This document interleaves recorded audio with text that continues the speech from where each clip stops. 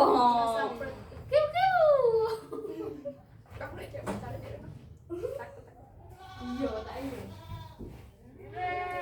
Sebelah aku kan.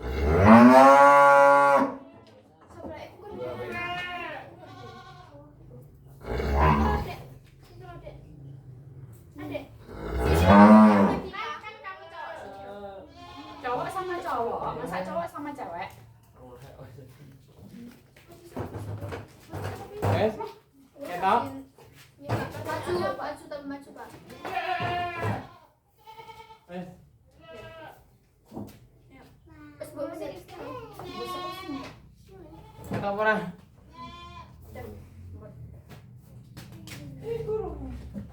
Oke, pertanyaan pertama. Apa yang melatar belakangi penerapan konsep kencing sapi dijadikan pupuk dalam pemberdayaan masyarakat di daerah ini? Pertama, Enggak itu Pak, itu karena ada konsep untuk kita sebagai petani bisa menjaga kelestarian alam dari yang pemakaian pupuk kimia yang banyak, yang tidak diimbangi dengan penggunaan pupuk organik, yang dimana pupuk organik sekitar kita itu banyak dari sisa-sisa limbah pertanian maupun peternakan. Contoh seperti urin, yang dimana setiap petani pasti ada ternak, itu entah sapi ataupun kambing. Jadi ketika kita ingin memanfaatkan limbah menjadi berkah, ya kita mengolah dari urin sapi karena stok di kita melimpah, otomatis kita juga menjaga kelestarian alam dengan mengambil dan menjaga ekosistem dari alam dengan menggunakan pupuk organik. pertanyaan yang kedua. Siji wah. Kulit aku ya ben malam wis padha akeh.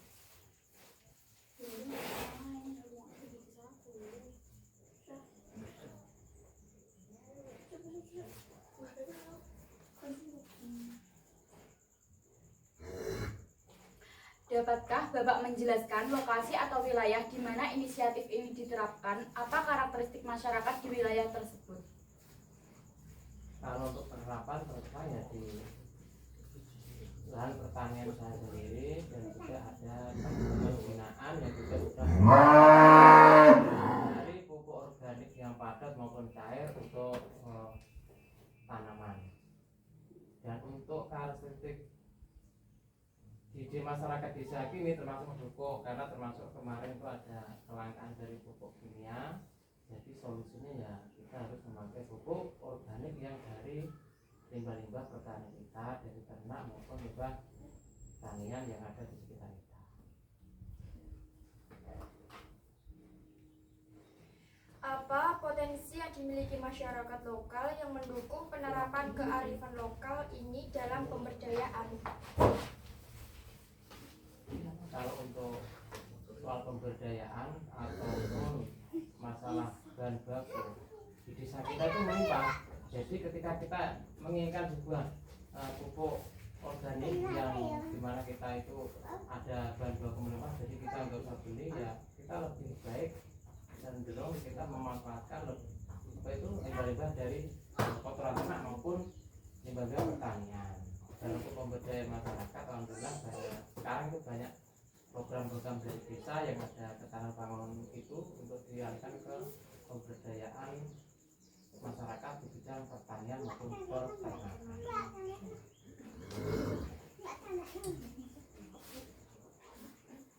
Pertanyaan selanjutnya, apa tantangan atau masalah yang ada di masyarakat sebelum adanya pemberdayaan dengan menggunakan kencing sapi sebagai pupuk?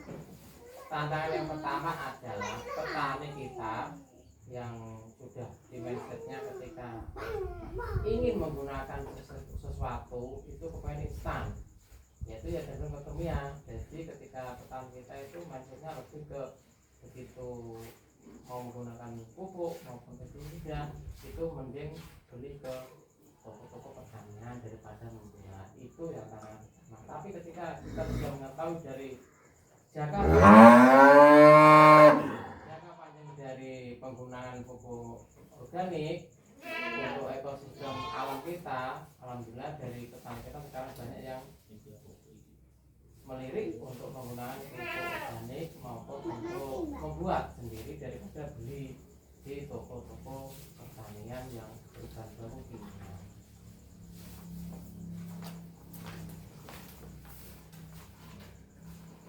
Bagaimana model pemberdayaan ini diterapkan di masyarakat? Apakah melalui pelatihan, pembinaan, atau kegiatan lain? Yang pertama adalah kita sering kumpul, yang intinya kita sharing dengan teman-teman yang ada di kelompok maupun di organisasi kemasyarakatan, difasilitasi dengan pemerintah kabupaten yang ada BPP dan juga ada dinas-dinas terkait. Kita sering, terutama aku sering diundang di tempat-tempat untuk pelatihan pemberdayaan masyarakat berbasis pertanian maupun peternakan.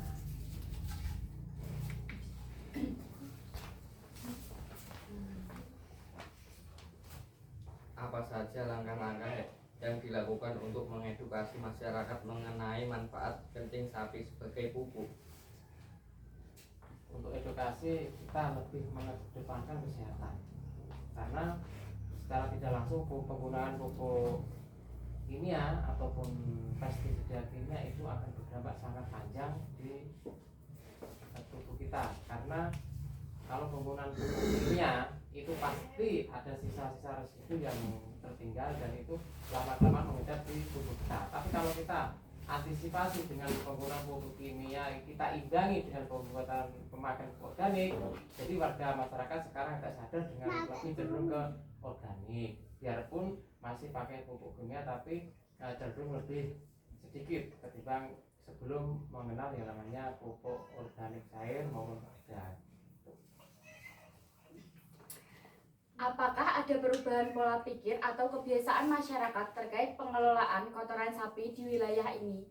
Ya, karena ketika kita menghormati sapi, kita tidak hanya menghasilkan dari anakan ataupun dari daging, tapi kita juga menghasilkan tambahan dari pupuk organik. Ketika kita ada stok banyak, seperti kemarin ini ada 100, tapi baru kemarin tak kirim ke pemesan untuk tanaman hortikultura. Jadi selain kita mendapatkan keuntungan dari peternak sapi, dari kotorannya kita juga mendapatkan cuan dari situ. Profit untuk kedepannya dalam waktu untuk mungkin pembelian pakan ternak, konsentrat dan obat-obatan dan lain-lainnya. Siapa saja pihak atau personal yang terlibat dalam program pemberdayaan ini? Apakah ada tokoh masyarakat atau pemimpin lokal yang berperan aktif?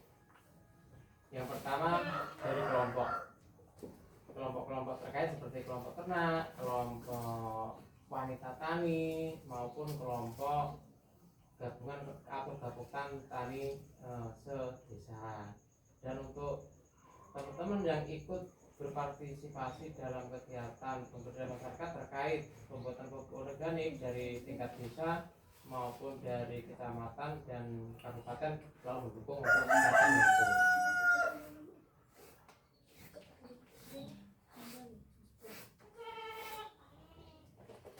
Dari mana sumber dana untuk pelaksanaan program ini? Apakah berasal dari dana pemerintah, sumbangan masyarakat, atau sumber lain?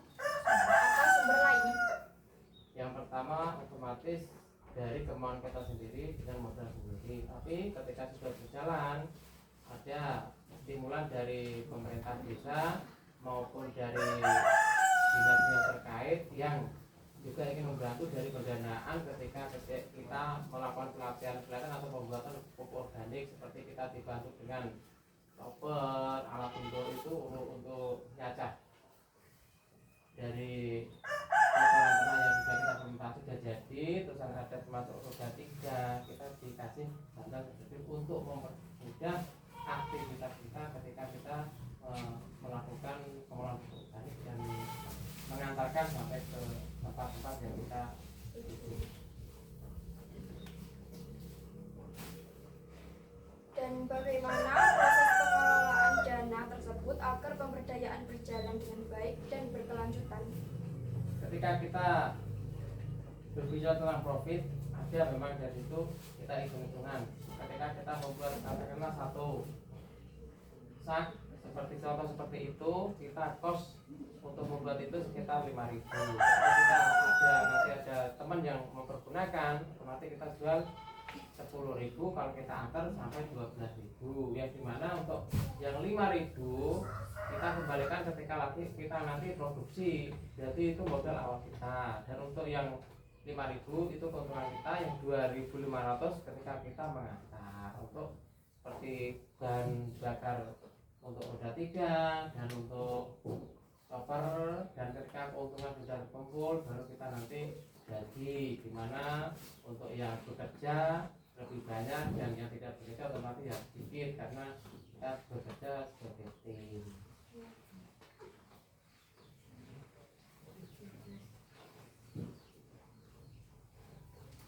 Apa saja hasil yang telah dicapai setelah penerapan pemberdayaan ini? Adakah peningkatan dalam aspek ekonomi, sosial, atau lingkungan masyarakat? Secara langsung kita signifikan untuk perubahan setelah kita pakai pupuk organik, karena untuk biaya yang sebelumnya kita untuk membeli pupuk-pupuk yang kimia itu kalau 100% kita bisa kurangi sampai 60-50%. Jadi kita hemat di situ, termasuk pestisida juga. Dan untuk keuntungan kita sebagai petani tidak hanya mengandalkan dari merah, tapi juga dari hasil pengelolaan limbah menjadi tabungan kita sendiri ketika kita nanti ada cadangan melakukan kegiatan-kegiatan lain seperti nanti ketika kunjungan keluar kota ataupun kita sering-sering dengan teman-teman yang ada di kabupaten lain.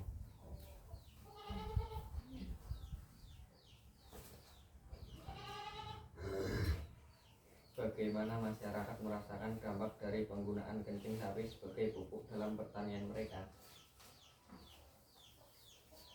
Untuk penggunaan pupuk organik yang masyarakat rasakan, dia lebih cenderung aman, karena aman dia tidak membuat kita mabuk ataupun keracunan. Itu yang membuat mereka semakin memilih untuk menggunakan pupuk organik ini. Dan untuk tadi yang sudah katakan dari awal bahwa untuk pembelian dari pupuk kimia yang semakin mahal, dan kemarin termasuk dari subsidi dicabut, otomatis kita lebih gampang untuk mengantisipasi kebutuhan dari tanaman tentang protein maupun nutrisi yang ada di pupuk kimia. Kita bisa akali dengan pemakaian pupuk organik dari ternak yang dari urinnya.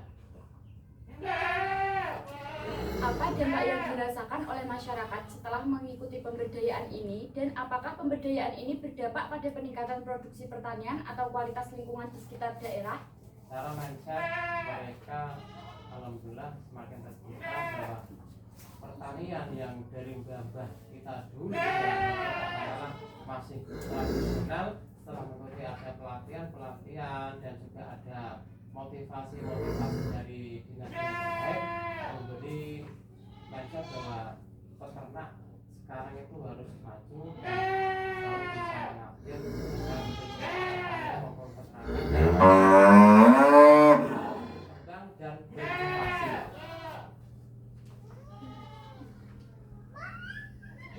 Bagaimana respon masyarakat yang diberdaya terhadap penggunaan daging sapi sebagai pupuk? Apakah mereka merasa dipercaya diri dengan teknik ini? Untuk masyarakat yang pelatihan secara tidak langsung mereka banyak sedikit menggunakan dari ilmu-ilmu yang sudah didapat ketika pelatihan, termasuk ketika limbah urin yang sebelumnya cuma terbuang, tapi dengan adanya pelatihan menjadikan bahwa limbah yang tadinya mungkin dianggap kotor, tapi ketika sudah kita lakukan fermentasi, kita olah sejumlah rupa akan menjadikan sebuah produk unggulan. Jadi secara tidak langsung mereka juga sudah profit keuntungan ketika ada limbah yang terbuang percuma.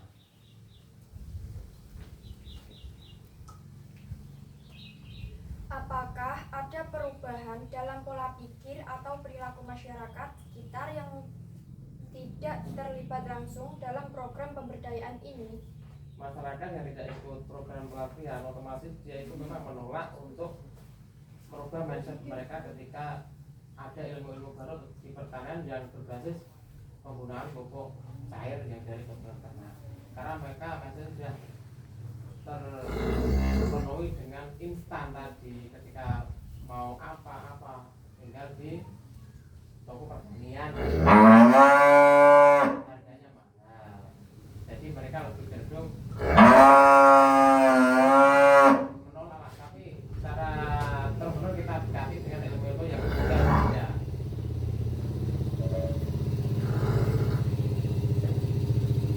Langsung lagi Pak, langsung lagi Pak.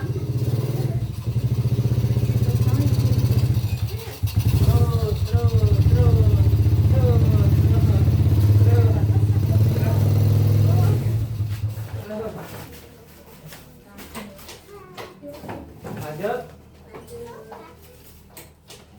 Apa yang menyebabkan Bapak terpikir untuk mengolah kotoran hewan menjadi pupuk?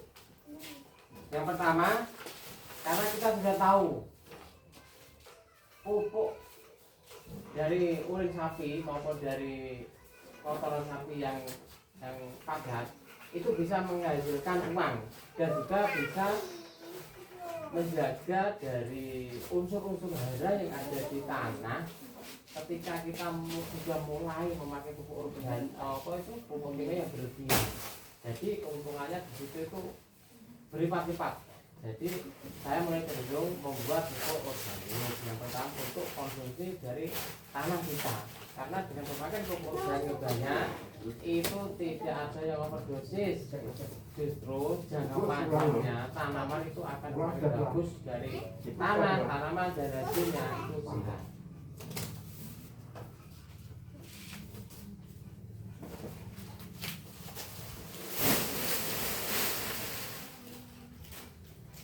Sejak kapan pemberdayaan ini dimulai dan bagaimana model pemberdayaan yang diterapkan di masyarakat? Saya mulai berkecimpung di dunia perlindahan itu sekitar 2012 yang dimana saya sering dapat ilmu dari kementerian maupun dinas dari kecamatan maupun kabupaten provinsi. Setelah sering mengikuti pelatihan, jadi berpikir kepengen mengaplikasikan ilmu yang sudah saya dapat, pengen mengaplikasikan ke saya sendiri terutama dan ke lingkungan sekitar, supaya mereka bisa semakin tahu bahwa ada pupuk pengganti dari pupuk ini ataupun limbah-limbah ternak yang dulunya memang itu terbuang bisa menjadikan sebuah pupuk yang sangat bagus. Ini Pak, tahu Pak. Yang terakhir ya Pak, bagaimana cara Bapak mengolah kotoran hewan menjadi pupuk? Simpel, itu ada caranya tadi, nanti tak terangkan pas ketika kita langsung aja ke situ, karena kita langsung lihat langsung apa mau nanti bisa kemas atau mau silakan ya siap untuk dikemas. Oke, Yo, gampang. Waduh, waduh, kenapa-napa? Tak boleh deh.